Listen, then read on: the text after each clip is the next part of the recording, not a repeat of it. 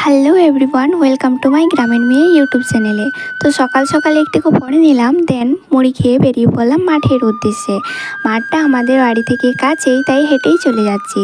আমি, মা, বৌদি হেঁটে যাচ্ছি আর অনু সাইকেলে চড়ে যাচ্ছে। মাঠটা বাড়ি থেকে কাছে বলেই খাবার নিয়ে যেতে হচ্ছে না, দূরে হলে নিয়ে যেতে হতো। আর এটা হচ্ছে আমাদের হাপা, এখানে আমরা মাছ ছেড়েছি, কিন্তু এটা হাপা কম ডবা বেশি লাগছে। তো চলে এলাম আমরা আমাদের গন্তব্যে। আজকে শুধু একটাই মাছ কাঁদিয়েছে। তো গাইস, রোদ থেকে নিজেকে সুরক্ষিত রাখার জন্য আমরা এরকম ড্রেস আপ পরে থাকি। চলো ধান পুঁতে নিই, তারপরে দেখা হচ্ছে তোমাদের সাথে। সো ফাইনালি ধান পোতা কমপ্লিট, এবারে যেতে হবে বাড়ির উদ্দেশ্যে। হ্যাঁ, আর একটা কথা, সূর্যি মামা মনে হয় আজকে নিজের তেজটা বেশিই দিয়েছেন, কারণ অন্যেরদের তুলনায় আজকে রোদটা বেশি লাগছে। বাড়িতে এসে স্নান করে দেখি কালকের ভাত বেঁচে আছে, মানে পান্তা ভাত।